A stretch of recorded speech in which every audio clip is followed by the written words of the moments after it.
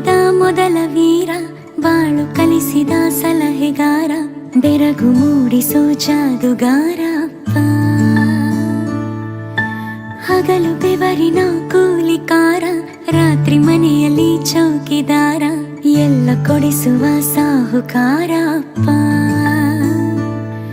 ಗದರೋ ಮೀಸೆಕಾರ, ಮನಸ್ಸೇ ಕೋಮಲ, ನಿನ್ನ